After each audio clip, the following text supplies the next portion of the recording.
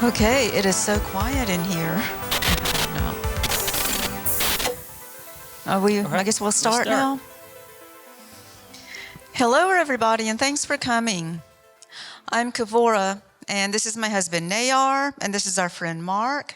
Hello. And so Nayr and I do a podcast called Star Pod Trek. You see it up there, a Star Trek podcast. And we also run a local fan club called the USS Athena. And that's our logo up there, Starfleet Command USS Athena. And Mark over here is a part of our club as well. And we are going to present Star Trek 101. So how many of you are Star Trek fans? Yay, all right. Yeah, that's awesome to see so many Star Trek fans here. Now, what do you think of when someone says Star Trek? So let's look at this. I hear a lot of people say Star Trek.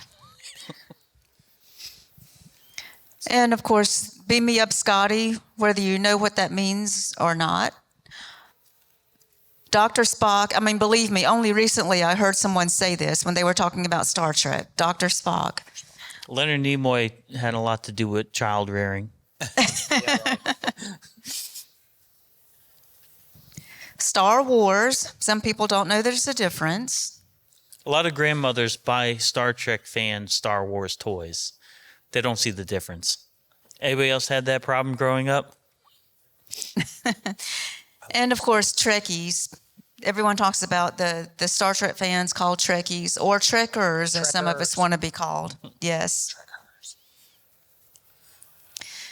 Now, the difference between Star Trek and Star Wars.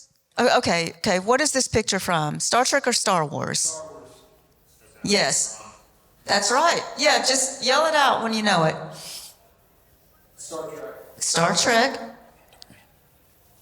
Star Trek. Star Wars. Okay, let's go to the next one. Now, do you see these two? Right. Number 3 is Star Trek, and number 4 is Star Wars. Those are similar. Number 3 kind of had like a TV set. Yeah. It is. Yes. It's Star Trek. Mm-hmm. Star Wars. Yes, they both had a green dancing woman. Yes. Star Wars. All right. Okay, now, how many different Star Trek television shows and movies are there? I mean, there's a lot, right? I mean, that's the reason we kind of wanted to do this, because a lot of people that are new to Star Trek, sort of, they think like, well, I don't know where to begin. And this is just a list of the Star Trek shows. We'll kind of go more deeply into those. Hey, come on in. I don't want to waste you guys' time. Are you janky? Are you guys janky? No. Okay, never mind. There is. Okay. If you're giving out money, then I'm them. So just a list of the Star Trek shows, so you can just see that there are a lot of them. And this is a list of the Star Trek movies, which we'll kind of talk about some of these in a little more detail. But yes, there are also a lot of Star Trek movies. There's only 800 and something episodes. It's not that hard That's to follow. right. If you've seen, all the shows. Over 1,000 books, over 1,000 comics. I mean, it's amazing, right? It's been on since 1966. And so, yeah, over 50 years of Star Trek. And there's definitely a lot of it. I'm so sorry. Brian? Okay. You have a friend out there named Jamie. Oh, tell them to come in. He needs the QR code. Oh, here. I have, here. I can't, but okay. Pause for these brief messages. We'll be right back. I was like, It's fine. I heard Jamie. Oh, is that what he calls you? Okay. No worries.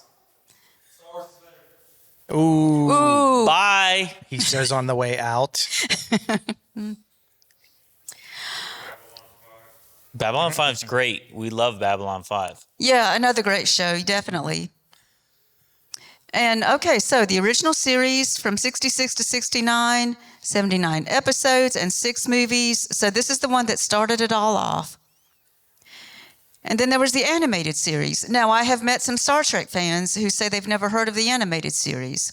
or some of them have just never watched it. This only came on for like from 73 to 74, but it did show in reruns as well. The Next Generation. Who And- grew up watching Next Generation? I mean, we get hands for that all the time. That's probably the number one most popular Star Trek What about the series. animated series? It was awesome, sure. Grew up with it? Yes. Yes, definitely. Yep. But TNG is the one that I think that got the mass audiences involved in Star Trek more so than ever before. Okay, you're Jinky. Hello.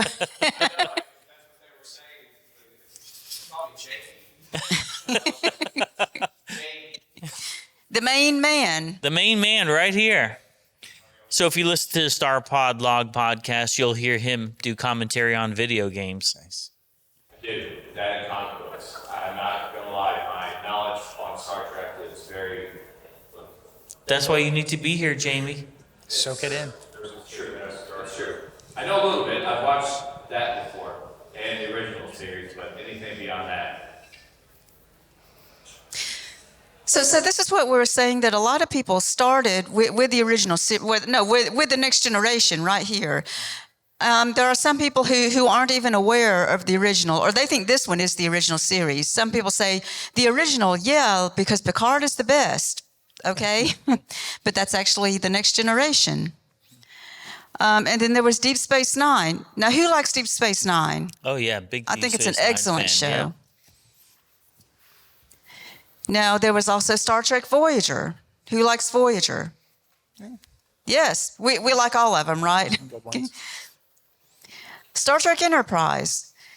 This one is not as much loved, but yeah, some of us I'm in the really minority. like it. I love I Enterprise. do too. I like Enterprise. Gets I better. like that hat. That's an This Enterprise is- hat. yeah, it gets better every season. It does. It does. Yeah, Oh, by Mark is a season great 4, it's Enterprise incredible. fan. Yep. And then they canceled it. Yeah, this one lasted 4 seasons. The 3 series that were made before this lasted 7 seasons. So, this one didn't quite make it as far. So, where to start? What do you like? Exploring humanity, hope for the future. So these shows seem to be like they have different strong points. So the original series, old school, classic look. Now the animated series, not just for kids.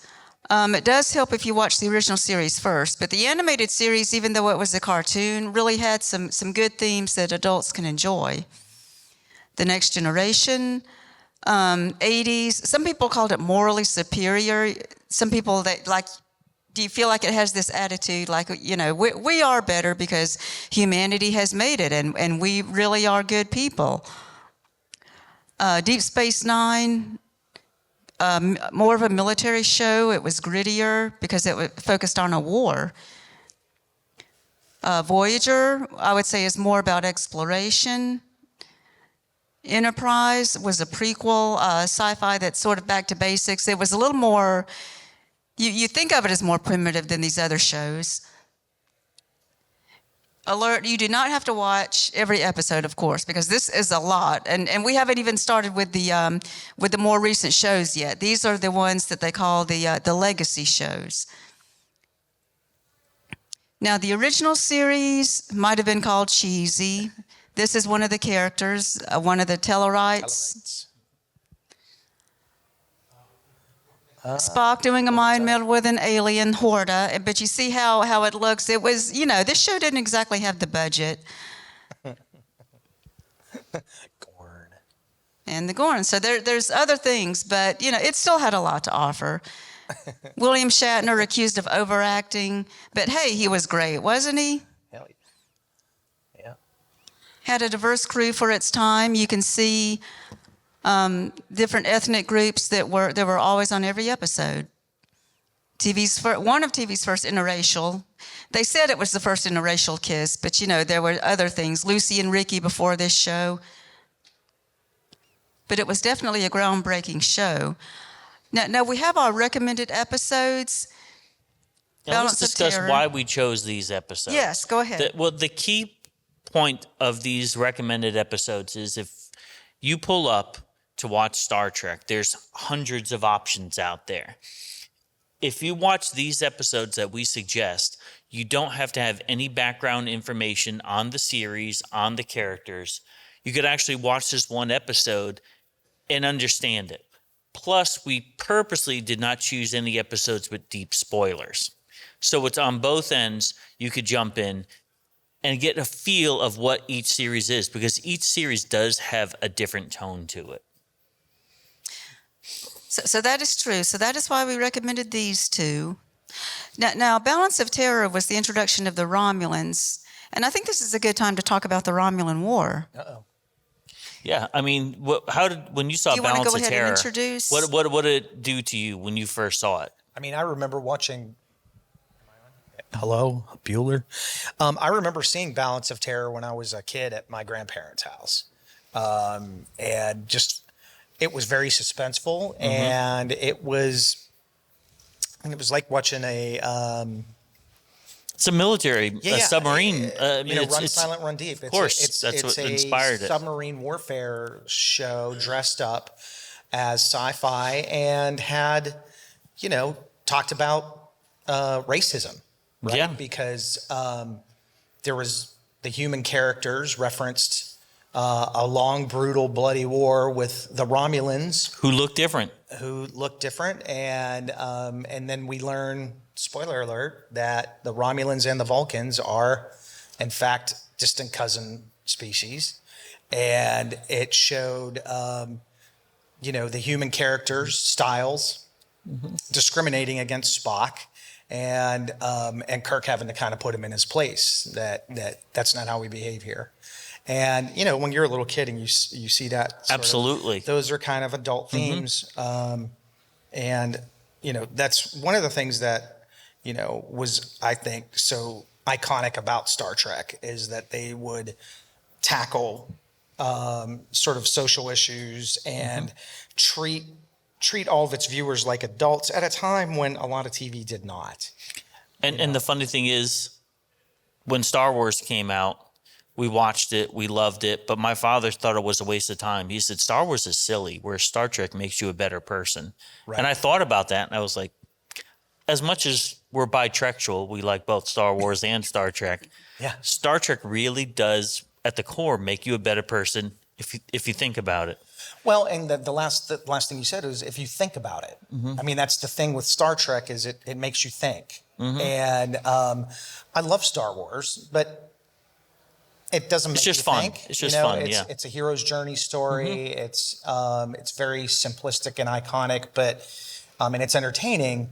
But there's not really any life lesson or anything to take from it. And that, to me, Star Wars is fantasy and Star Trek is science fiction, and they're two different genres. Just because they're spaceships. George Lucas said, "This is I don't make science fiction. I make space fantasy." Yeah. But that being said, you're a independent Star Trek film producer. Yeah. Would you like to talk about your production during this portion or during the Enterprise portion? Maybe during the Enterprise. Okay. Yeah. Because right now, you're going to see Star Trek deals with different timelines. And that's what causes confusion with some. So we'll talk about that a little bit forward. The whole premise of my film comes out of this episode, Balance of Terror, in which we first learn about the Romulans and the war with Earth 100 years earlier. And there's things that Spock says that references this that we build off of and take to its logical conclusion in my film. Okay, so next we'll go on to, now the original series had these very iconic movies, of course, Star Trek II and Star Trek IV, The Voyage Home. These are the most popular movies that were made out of the original series era. Don't we love these movies? Now going to the Next Generation, was it too politically correct? They had the Prime Directive. I mean, well, of course, the original had it, but it was like they spoke about it so much on The Next Generation. They said poverty was eliminated on Earth. It was considered a more intellectual show. The original series was intellectual, but also had a lot more action. And of course, the Next Generation had a very 80s look. It was made in the late 80s, early 90s. But just look at these, the colors and the scenery. It still, it's kind of like, it's pigeonholed. You can tell when it was made. But they had some great new adversaries, didn't they, on the Next Generation? It's one of the reasons it's so popular.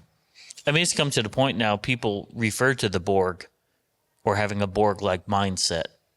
If you think of one thought. It's kind of come into popular culture. And if anybody wants to throw in anything, go ahead. More about the Klingons on the Next Generation, and of course, and later in Deep Space Nine as well. But yeah, they did a lot more to develop the Klingon culture.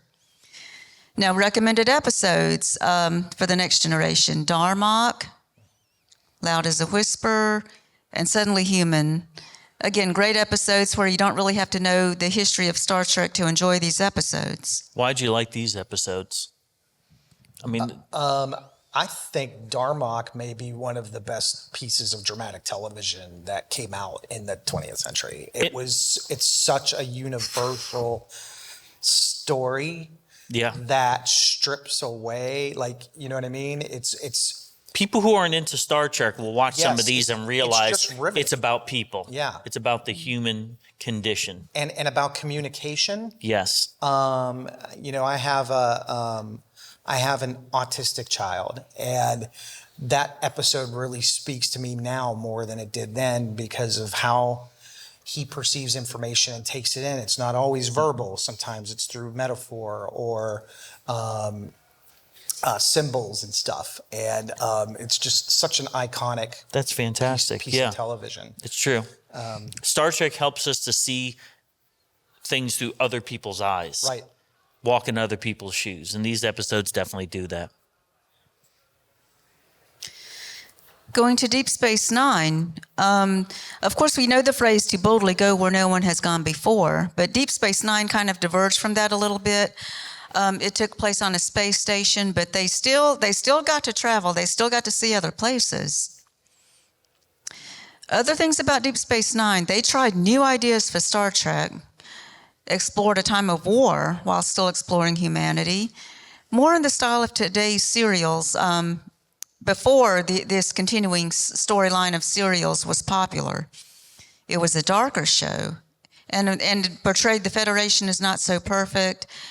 And because of the nature of the show, this one you would need to watch the episodes in order, pretty much. I mean, they had some standalone episodes, but you saw how this was a story arc that every episode kind of built on, every season kind of built on what came before. But it's very bingeable. It's something you can still enjoy now and just watch it, you know, all night long, 10, 20 episodes in a row, because it was just a great storyline to get caught up in. Sisko was known for being a great father. That was one of the things about this show. Now, if we get to recommended episodes, there were some of the standalone episodes. Explorers was one, Captive Pursuit, and Melora. Love that episode, Melora. It just shows how, again, we're talking about social issues, analyzing yourself, reflection, how somebody with a disability is totally useful in society, that they're welcome to be part of the crew. Their input is important. Explorers showing family values. I mean, that's one of the reasons why we love Star Trek so much, is because there's no uncharted territory. Everything with the human condition is going to be analyzed in some way, shape, or form. Yep. Going to Voyager, after Deep Space Nine, now we have Voyager going more back to exploration, exploring a part of the galaxy we've never seen before on Star Trek. We got to see more of the unfamiliar. They introduced all of these are all some of the villains that were introduced on Voyager, but great new races with a new look. Now, 7 of 9 was added in season 4, and then the show almost became the 7 of 9 show. She was a very, very popular character. What does it mean to be human? These two characters on Voyager definitely explored more humanity, or we could see more of humanity through them.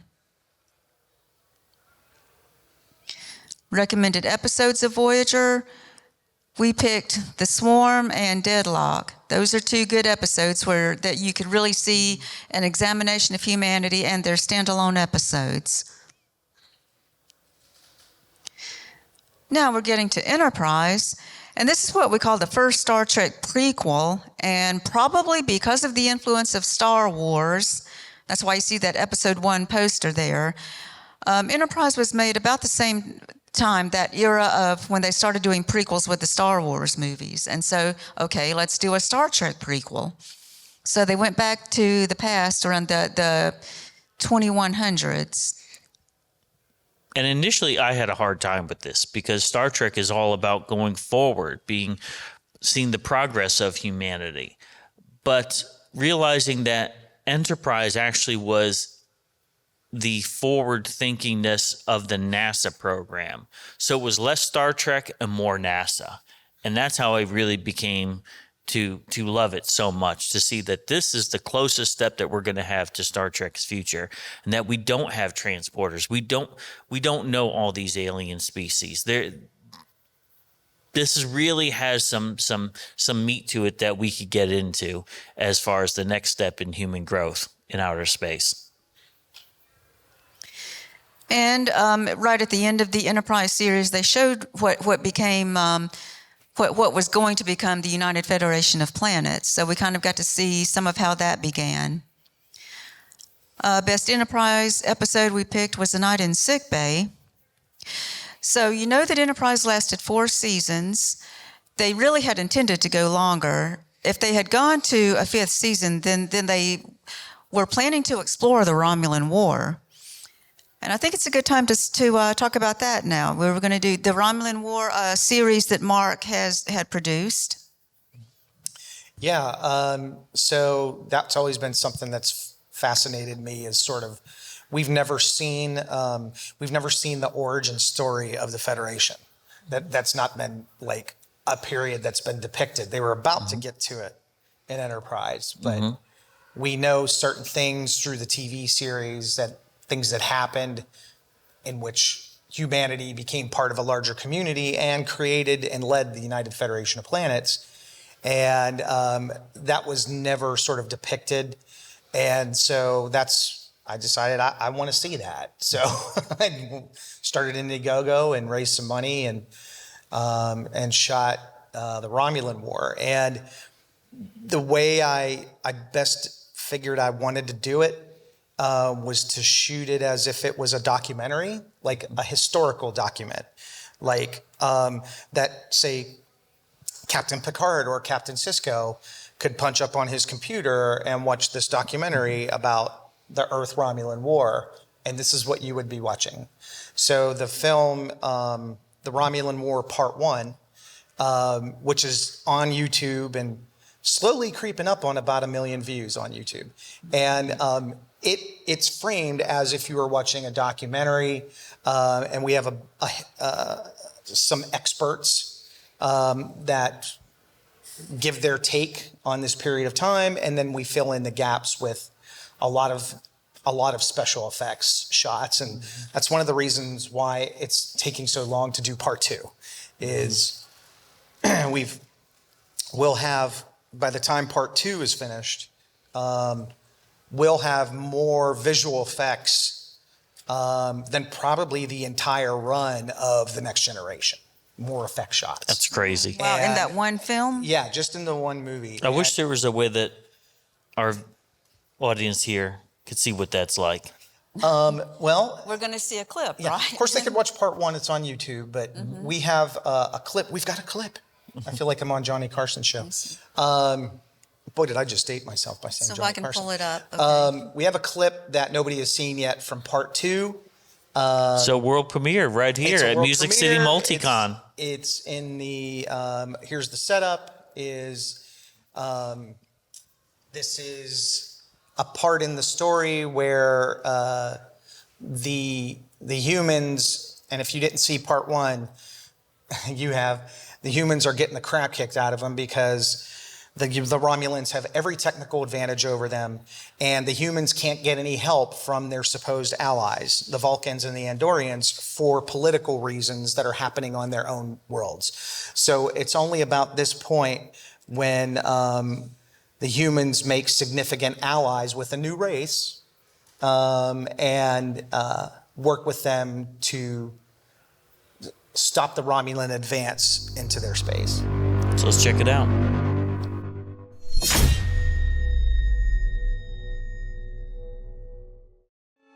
Moved by their plight, Captain Archer offers the Reman commander and his men asylum. But the Remans have other ideas.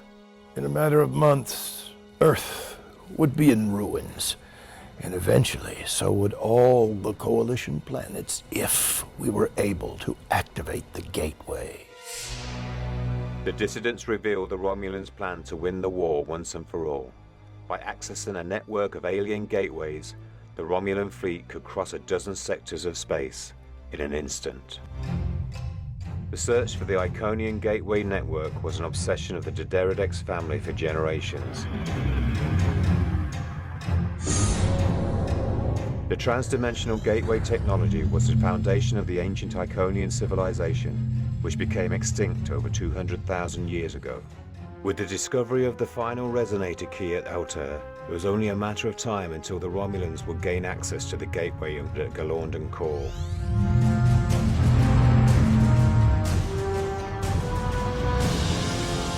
Starfleet Command simply did not believe the Gateway existed and thought that the Remans were setting some kind of trap to get Earth's forces out of position for a Romulan counteroffensive. Command ordered Archer to take the Remans into custody and to deliver them to Starbase 2 for interrogation. But as we all know, Captain Archer had a tendency to boldly go without permission. With time running out, Archer defies Starfleet's orders and plans a daring raid with the Remans to destroy the Gateway. Joining the Renegade Strike Force is Starship Columbia, commanded by Archer's closest ally, Captain Erica Hernandez. Columbia to Enterprise. Look like you could use a hand. More than anyone else, Erica Hernandez was able to keep Jonathan Archer centered, to remind him of why he joined Starfleet.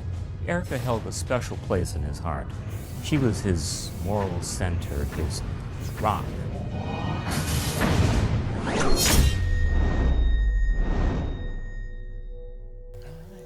Awesome. Yay! Fantastic. Yes. Yeah. Good job. No, great visuals effects in there, and great makeup for the Romulan too. Yeah, we shot pretty much most of the film on green screen here in town and in Nashville, and with some local actors, and including you guys, who make some cameo appearances as Andorians. Yes, we were in part one as Andorians. You can find it on YouTube. Yeah. So yeah, I wish I knew when the movie was going to be out. It's not. My work is mostly done. We're waiting for the visual effects team. We have our visual effects are being done by a team of folks led by Samuel Cockings from Trek Yards. I don't know if people have ever seen Trek Yards before. It's a pretty popular fan site. So he's leading up a team, and it's taking a while. And so I hope people. It's going to be a little longer than the last movie. It will be more ambitious. There'll be more action and more battles, and we'll be doing some other stuff like technically that we couldn't have done during part one because there's been technological advances in CGI since then.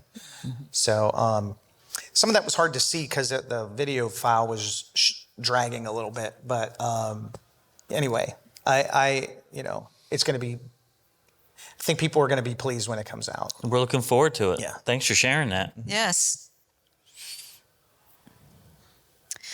So as more Star Trek series were made, maybe they got less popular. Sometimes the medium was oversaturated. It seemed like there were a lot of Star Trek shows in a row. Now I really never got tired of it. I would have loved for it to keep going. But, after Enterprise, we went several years without any new Star Trek on screen. So now the modern Treks, Well, of course, there was the Kelvin timeline, which is what they called those new movies that started in 2009 that had this new cast playing the classic characters. And it wasn't until several years later that they started calling it the Kelvin timeline.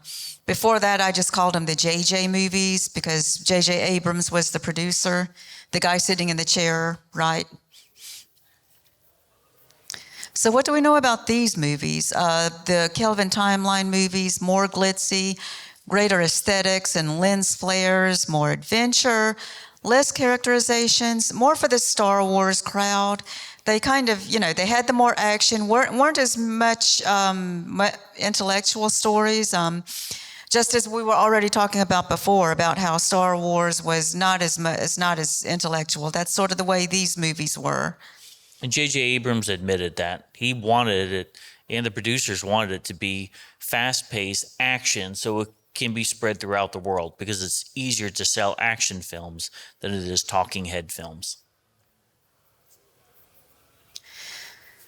Now, in 2017, we got Star Trek Discovery, which led to a whole slew of other Star Trek shows.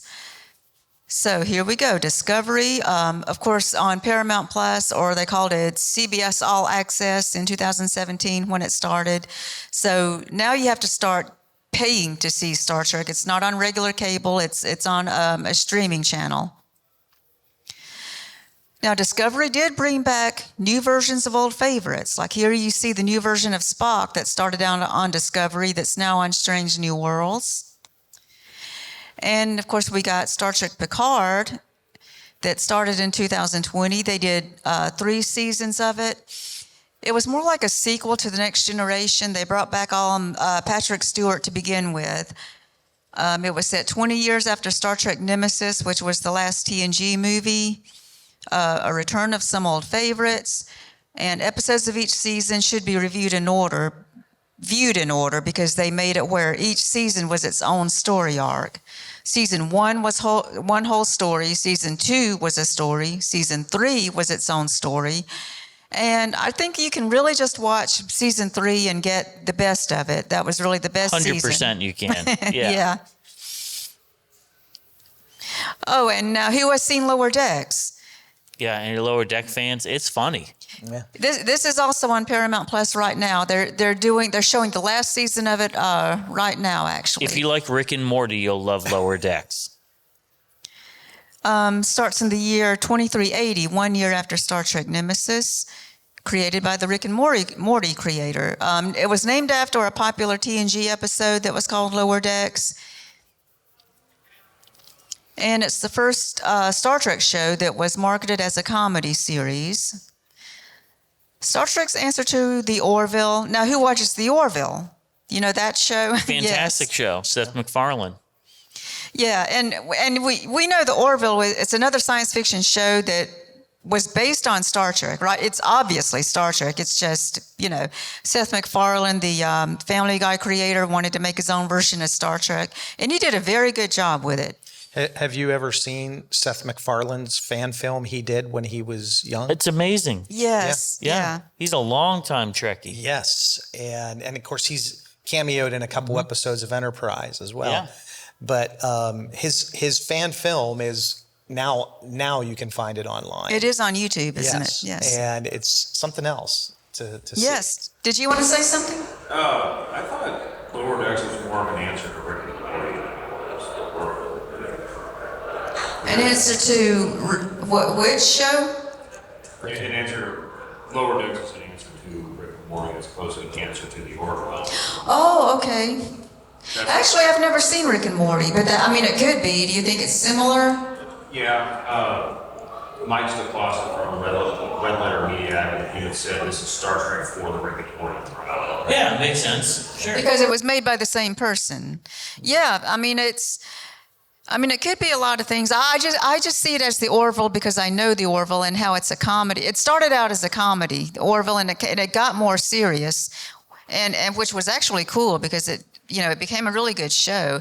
And then when you look at Lower Decks, it's almost the same way because it started out being so silly, and now it still is funny, but it's not as silly. They actually have better scripts now than when it first started in season 1.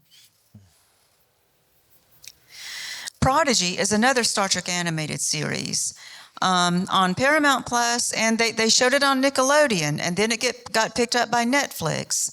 So there were 2 seasons, 40 episodes. All the other new Star Trek shows had 10 episodes a season. This one, they had 20 episodes a season. And this one actually was marketed as a children's show, but it's pretty good. And it's not really a comedy, but it's good. It's a very, very well-made animated series. Strange New Worlds started in 2022. They've done 2 seasons on Paramount Plus. The 3rd season has been filmed. They're scheduled to release it next year. The 4th season they just announced has been approved. Tennessee native Anson Mount stars in it. That's right. That's right. How many watched Strange New Worlds? Isn't it great? Yes.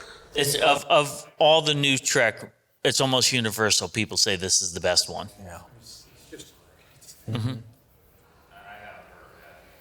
Yeah. The bad thing is there's only 10 episodes or so per season. I Yeah. mean, I want the old school way. Just Right. keep pumping them out. Yeah, I mean, I feel like when Anson Mount showed up in Discovery, and then you knew that it was going to go to a dedicated show. Yes. Because he was that good, yeah. Yeah. Yes. Yeah. I mean, he stole the show when he was on Discovery. He stole the show. Yeah. Yeah. Literally. So what else do we like about Star Trek? Well, Klingons. A lot of people like the Klingons. There were 6 translations of world literature in Klingon. The Klingon language is on Bing's language translator. You know, they've done, like, you can actually buy a book that's Hamlet in Klingon. And, of course, there's the Klingon dictionary that you can buy. I have the Klingon dictionary. I am continually disappointed when I come to Multicon and I cannot buy a Batleth. If somebody sells a Batleth, I will buy it. And every year, no Batleth. What's that? You have to get a lightsaber. Yeah, plenty of You can get those over lightsabers at- here. Yeah, I can get those at Walmart, and I want a Batleth. Been to the California Comic-Con, I imagine they're there. Oh, sure, yeah. At other cons, yeah, like the big ones. I want to buy local Batleth and keep my local trades metal smiths employed. Might be able to get Or- CNC for you. What's that? Might be able to get one CNC for you. I'll think about that. So we also got the Vulcans from Star Trek. Intelligent and unemotional. Definitely my favorite race. Everyone, when people think the average person thinks about Star Trek, they think about Spock. They think about Spock. That's right. And, of course, the Vulcan salute. I mean, if Can I'm... everyone do yeah. that? Awesome. Yes. When I go out, you know, if I'm wearing a Star Trek T-shirt, I mean, some people do this. I don't even think they know what it is, but, you know, they know it's from Star Trek. Emoji on your phone now. That's right. It is. Yeah. Yeah, isn't it? Like, yeah, now you can just tap it. Hey, look.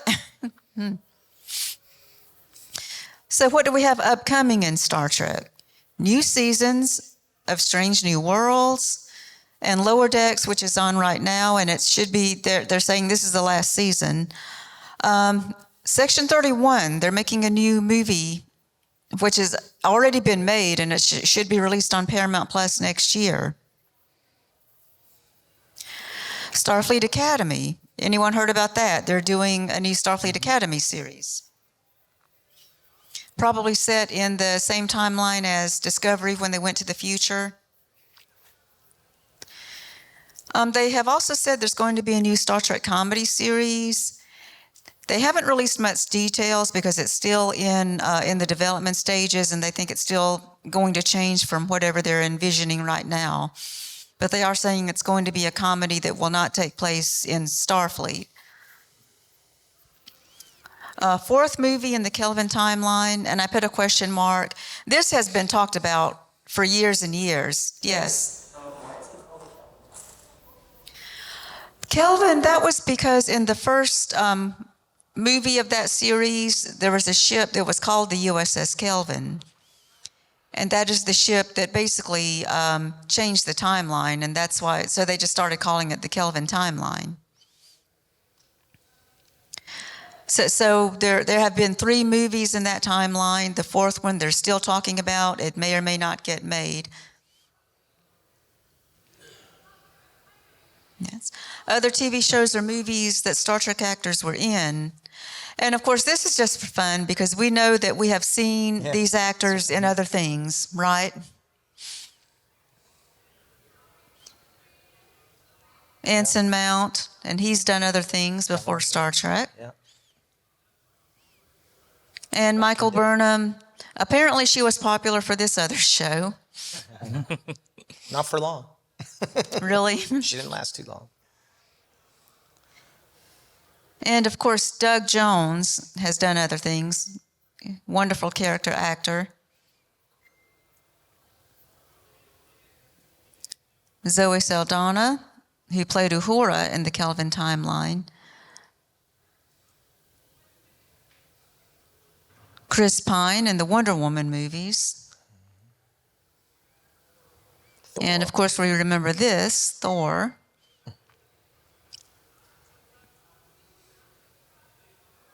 And Dr. Bashir. There he is. And of course, you know this show, right? Oh boy. Oh boy. And there's T'Pol, and also on Stargate. And of course, we know LeVar Burton did these, right?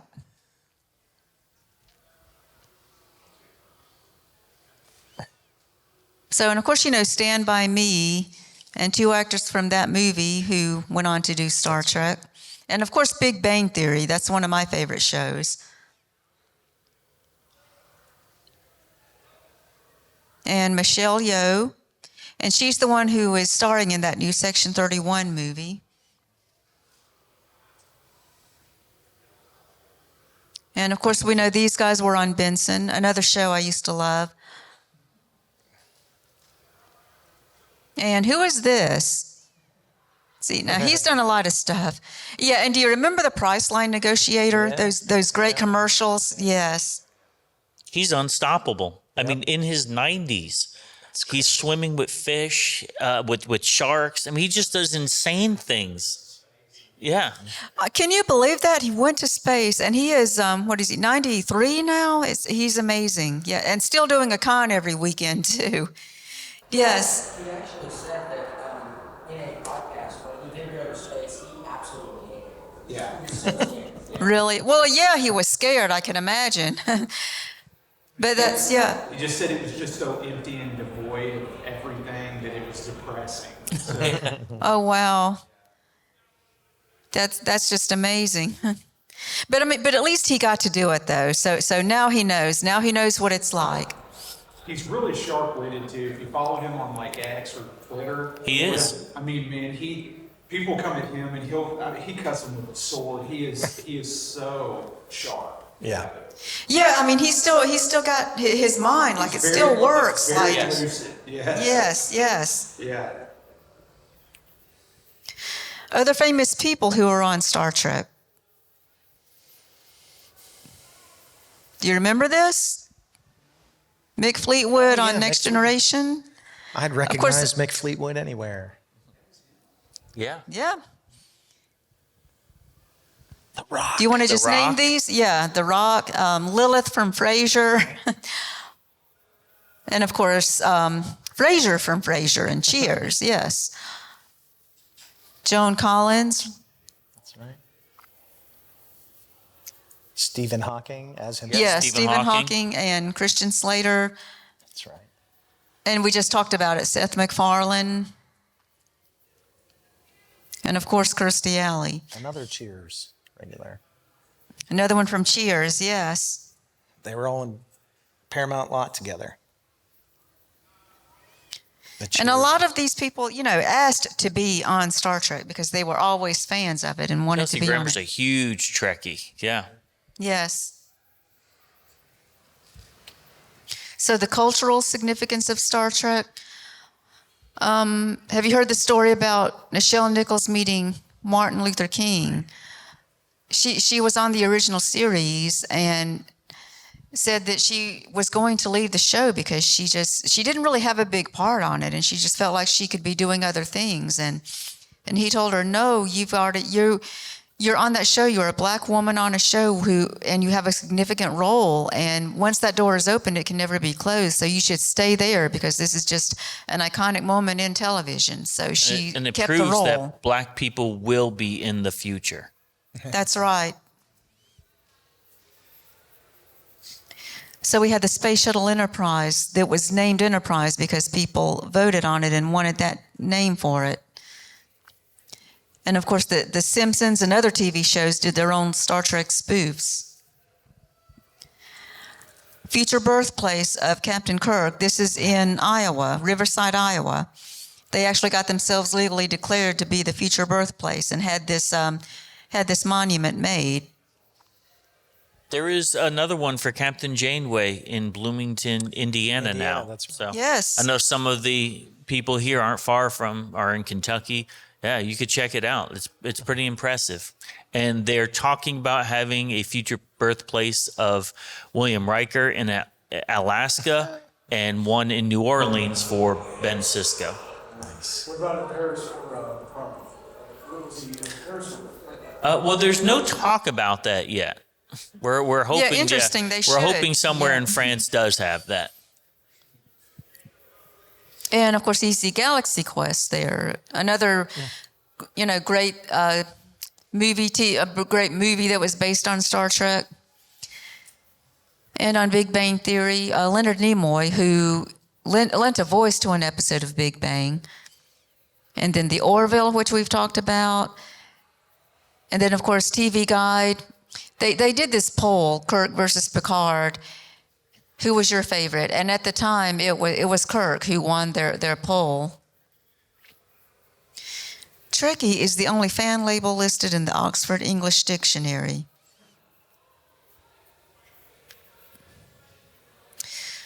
So other Star Trek things, there were toys made, and of course there's books. An excellent resource is Memory Alpha.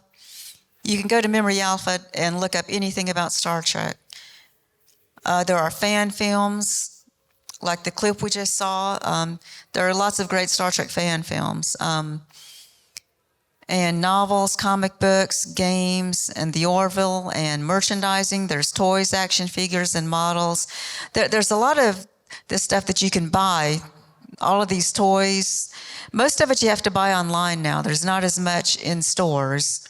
That's why I love being about a Trekkie, though, and especially coming to conventions like this is, like, there's just so much to consume, and that's part of the fun. I mean, wouldn't you say, is having all this stuff? Yeah, I had, oh my God, I used to have so many Star Trek comic books and the novels too. Yeah. Like there's so many stories. Filling in the blanks. Yeah, yep. Yeah, we still collect the comic books and the novels. And They still produce them. We have them on our pull list at our local comic shop. Yes. So in conclusion, we want to say that we are with the USS Athena, a local Star Trek fan club, which is part of the international fan club, Starfleet Command. Mm-hmm. And you can join us if you like. We would love to have you join us. What do we do in the Athena?